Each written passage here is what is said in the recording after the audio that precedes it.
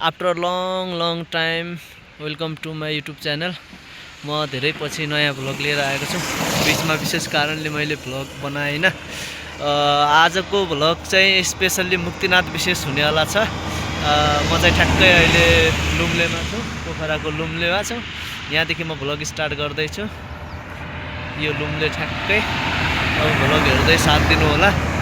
कस्तो हुन्छ त अब मेरो यात्रा स्लो टुर रहेको छ। एक्लै यहाँदेखि मुक्तिनाथ दर्शन गरेर आइनेछ, हेर्दै जानु होला। अब म पर्वत जिल्लामा प्रवेश गरेँ। पर्वत जिल्लामा यहाँलाई हार्दिक स्वागत गर्दछौँ। ल लाग्यो यहाँ लगत कुस्माको बजार। कुस्मा बजारमा पुगेको छु। यहाँ फलफुल पसल छ। यहाँ अब केरा खानु पर्यो। यसो मलाई मनपर्ने केरा हो। केरा कसरी छ दिदी? दर्जन लाग्छ 80। ऊ त्यो एउटा दुईटा खान मिल्छ कि नै? मिल्छ। दुईटा दिनु न है। मैले यहाँनिर खानालाई मात्र दुईटा केरा किने। यस्तो केरा खाइदिउँ अनि यसो घुम्दै जाउँ भन्ने हो। रमाइलो, एक्लै छु, जे गर्दा नि भयो। मिठो छ हो कुस्माको केरा। म बन्जीको लागि बुझ्न आएँ। त्यहाँबाट हान्ने रहेछन् बन्जी। त्यहाँबाट बन्जी हान्ने रहेछ। त्यो रहेछ बन्जी हान्ने ठाउँ है। यो द क्लिप कुस्मामा फर्स्ट कम फर्स्ट सर्भिस रहेछ। म त भोलि हान्ने यस्तो प्लान बनाइरहेको छु। यसो आज हेरिदिउँ भनेको। भित्र इन्ट्रीको 500 रहेछ। फेरि बन्जी हान्यो भनेपछि चाहिँ केही नलाग्ने रहेछ। यो ब्रिज एकजनाले हानेको रहेछ त्यहाँ हान्यो।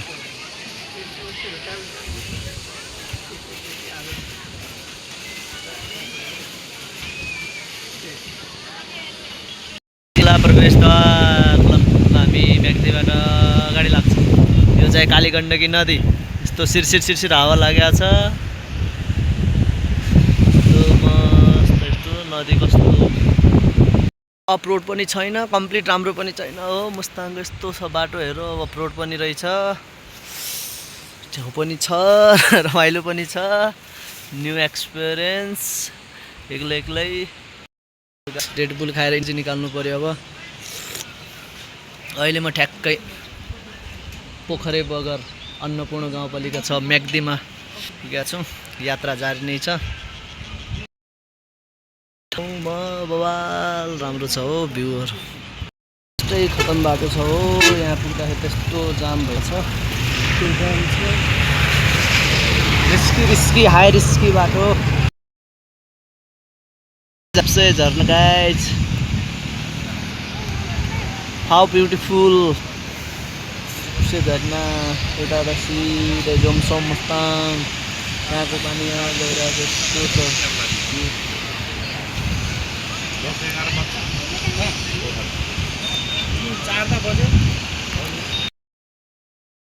घाँसा भन्ने ठाउँमा इन्ट्री गराउनु पर्दो रहेछ। यहाँनिर यो पर्मिटको लागि रहेछ। एकछिन अब इन्ट्री गराउनु पर्यो। यहाँ हामीहरूले चाहिँ नपर्दो रहेछ, इन्ट्री मात्रै गराउनु पर्ने रहेछ। पर्मिट चाहिँ चाहिँदैन क्या, एकछिन बुझ्नु पर्यो। तर गराउनु पर्ने रहेछ। हजुर 1427 सबै भन्नुपर्छ।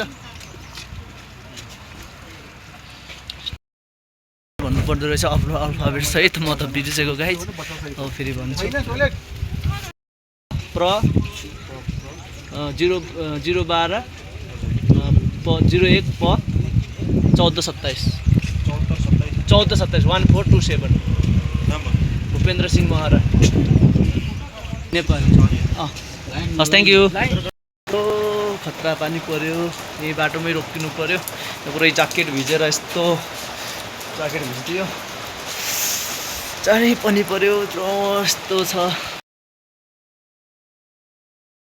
अहिले बिचमा भिडियोहरू बनाइएन। बिचमा एकदम गाह्रो भयो। यहाँ हात अहिले पनि राम्रोसँग लागिरहेको छैन। यस्तो कलरै चेन्ज भइसक्यो हातको। बाटोमा पानीमा भिजियो, रेनकोट थिएन, त्यही भएर पुरा भिजेर यस्तो कपडाहरू ज्याकेटहरू राखेको छु। उता त्यो कपडा टाँगेको छु। यहाँ मार्फामा बसेँ। जोमसोम बस्ने भनेको जोमसोम पुग्नै सकिएन। मार्फामै बस्नु पर्यो। लास्ट चिसो छ हो। यस्तो चिसो छ, कुरै छोडौँ। ज्याकेट भिजेर यताको ज्याकेट भिजेर यहाँ यस्तो छ अवस्था लास्टै गाह्रो कन्डिसनमा यस्तो छ। Good morning guys. मुक्तिनाथको यस्तो चिसो भुटनमा पनि नुहाइयो। अब यहाँदेखि मुक्तिनाथको यात्रामा लाग्नु पर्यो। लास्ट चिसो छ अब चाहिँ लाग्नु पर्यो, तयार हुनु पर्यो। म चाहिँ मुक्तिनाथ जाँदैछु। यो चाहिँ मार्फा गाउँ, यो तपाईँहरू देख्न सक्नुहुन्छ मार्फा गाउँ। उता भर्खर घाम लाग्दैछ। कस्तो राम्रो हिमाल कस्तो राम्रो देखिया छ त्यहाँ। यहाँबाट देखिरहेछ। यो चाहिँ मार्फा गाउँ यतासम्म छ। त्यो रोड चाहिँ जान्छ, गाडी गइरहेछन् है। अनि त्यो रोड चाहिँ जान्छ। लास्टै चिसो छ हो, यसो छ। अब यहाँदेखि लाग्नु पर्यो मुक्तिनाथतिर। ल गाइज है, यो चाहिँ मार्फा गाउँ। मार्फा प्लेस, यस मार्फा गाउँ गाइज। मार्फा गाउँ माथि हिमाल, मार्फा गाउँ। मार्फामा यो बनिरहेको रहेछ। त्यो चाहिँ गाउँ मार्फा गाउँ छिर्ने गेट।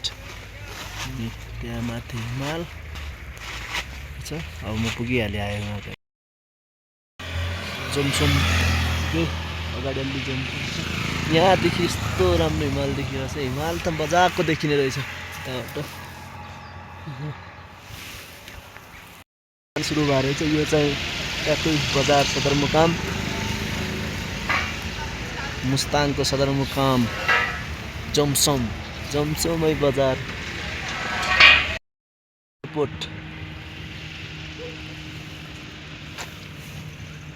एयरपोर्टको एरिया यो चाहिँ एयरपोर्ट। यता बजार छ, बजार त्यहाँनिर एयरपोर्ट रहेको छ। नमस्ते आन्टी, यो हिमाल कुन देखिरहेछ? यो नीलगिरी ए धौलागिरी चाहिँ कता? ए यता हो। ए बादलले छेक्या छ। ए हस् धन्यवाद।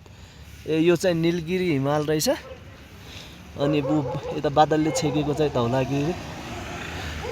इट मिन्स अघि म नीलगिरी हिमाल देखेर आएको थिएँ। यो एयरपोर्टको ठ्याक्कै माथि नीलगिरी हिमाल। दुई डन्डा त छ, चल्ने हो कि चल्ने होइन भन्ने हो। 220 को 250 भन्नु हुँदैछ। पेट्रोल पम्प चाहिँ उतै छ है बेनीमा? ए यहाँ जहाँ पनि बोतलमै हो। कति 250? 220 पम्पमा। ए ढुवानी चार्ज ठिकै हो। यो एक बोतल हालौँ नि त। पुल देखिरहेको लोमानथाङ डोल्पा जाने बाटो रहेछ। यो पहिला झोलङ्गिया पुल रहेछ सायद, अहिले पनि छ, यसमा जान सकिन्छ। यो लोमाङथाङ डोल्पा उता हिमाल देखिरहेछ। यो थाङ डोल्पा जाने बाटो। This is suspension bridge here. Riding चलिरहेछ। यता याकहरू रहेका छन्। हिमाल देखिरहेछ। यहाँ सब भिडियो फोटो सुट भइरहेछ। रमाइलो ठाउँ छ। We love Nepal. Okay guys, finally यो ठाउँमा पुगियो। My biggest dream to reach here because lots of time I saw TikTok videos on this street. त्यसैले मलाई यहाँ आउन त प्रहर थियो। आज यो सपना पुरा भएको छ। I am very happy, quite happy. भन्नुपर्दा नेपाल आफैमा धेरै नै सुन्दर देश रहेको छ। हामी देख्न सक्छौँ यहाँ यस्तो राम्रो हिमाल, पहाड, तराई, बाटो। यिनीहरू कसरी छ? केटाहरूले लाउनेवाला कुन हो? ठुलो यो साइजको कसरी छ? कुनले लानुहुन्छ? राम्रो छ एकदम तातो छ है। ग्लोभ्स पनि छ? ग्लोभ्स देखाउनु त। चिसो मान्यो मैले त लास्टै खतरा चिसो हुन्छ नि यहाँ त। मोजा छ, ग्लोभ्स छ। मफलर बनाउने मेसिन यसरी। अनि कुन त्यो बनाएर यो बन्छ यस्तो?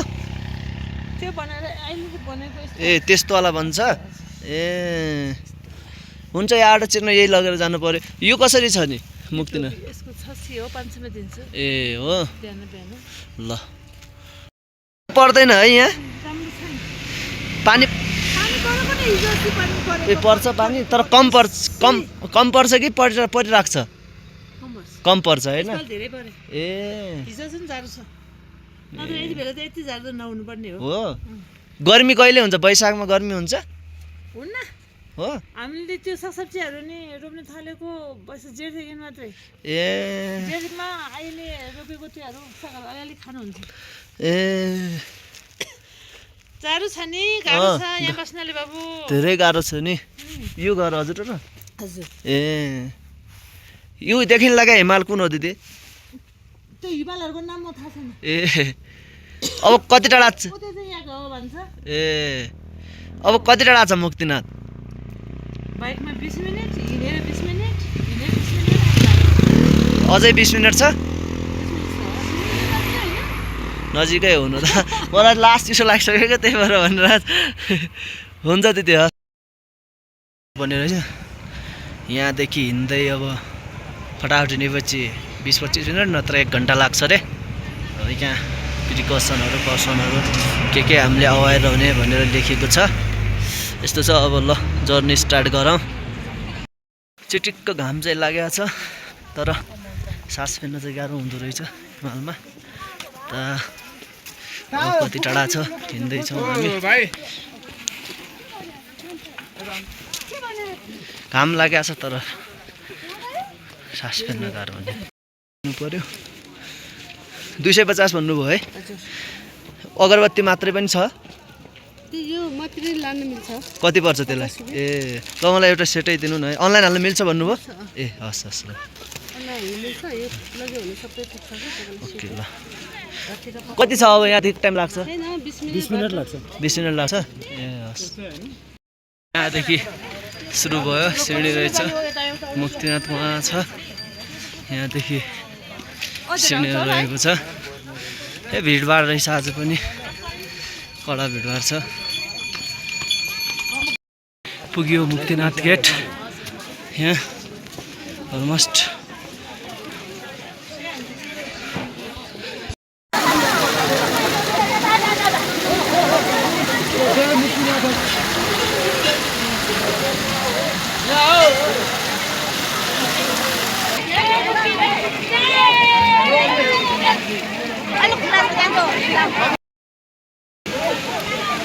लगाइ नुहाइयो है। ऊ त्यो धाराहरूमा नुहाइसक्यो। अब चाहिँ भित्र पूजा गर्नलाई लाइन लागिरहेको छु। त्यो चिसो छ, चिसो मौसम छ। मुक्तिनाथ मन्दिर दर्शन भयो। यहाँ मन्दिर दर्शन भयो। ल अब निस्के।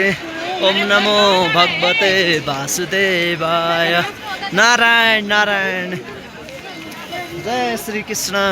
ल अब लाग्यो दर्शन गरेर घरतिर। यो के बनाएछ? के हुन्छ दिदी? हो